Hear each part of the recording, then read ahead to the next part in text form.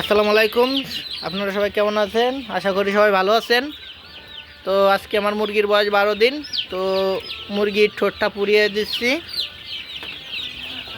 তো দেখেন, এই যে আমার ভাই ব্রাদার, আমার কাকা আছে সাইডে, আমার ভাই আছে, এরাই আমরা নিজেরাই কাজ করি।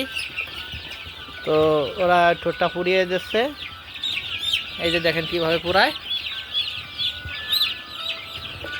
ঠোঁট পোড়ালে অনেক উপকারিতা আছে মুরগির, কক মুরগির। সাধারণত ব্রয়লার মুরগির ঠোঁট পোড়ায় না, কক মুরগির বেশিরভাগ মানুষই ঠোঁট পোড়াইয়ে দেয়। আমি আগে পরে দিতাম না, কিন্তু বর্তমানে এরা লোম ঠোঁট এই করে বিশাল পরিমাণে, নাড়ি বুড়ি বার করে ফেলায়। এই জন্য আর কি ঠোঁটটা পোড়াই দিচ্ছি।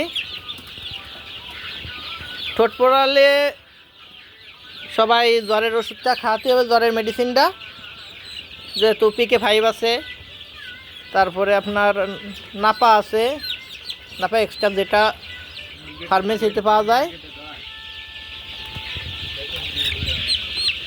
যে এই যে দেখেন, বোঝা যাচ্ছে যে ঠোঁটটা পুরাই দিচ্ছি, দেখছেন? হ্যাঁ, অ্যান্টিবায়োটিক এই সময় অ্যান্টিবায়োটিক দিতে হয় এই ঠোঁট পোড়ানোর সময়, না হলে যেহেতু ঠোঁটে ক্ষত সৃষ্টি হচ্ছে, তো এদের গায়ে তাপমাত্রাটা বেড়ে যাবে। আর অল্প কিছু আছে, তো প্রায় শেষের দিক। অনেক সময় এরা কাজ করতেছে, সেই সকালবেলা 10টা থেকেই শুরু করছে, এখন প্রায় 2টার বেশি বাজে, তিনটা বাজে। তো এইটা প্রায় শেষ। এখানে 2000, এই 2000 পুরাইছে। এরপরে এই যে কালার বাটেরও ঠোঁটটা পুরাই দিয়েছে ওরা এর আগে, তখন আমি বাড়ি ছিলাম না। কালার বাটের ঠোঁট পুরায় না কেউ, কিন্তু আমি পুরাই দিই, যে খাবার ছিটায় না, নিজেদের পালক নষ্ট করে না। পালক ভালো থাকলে তো মুরগির চাহিদাও ভালো থাকে।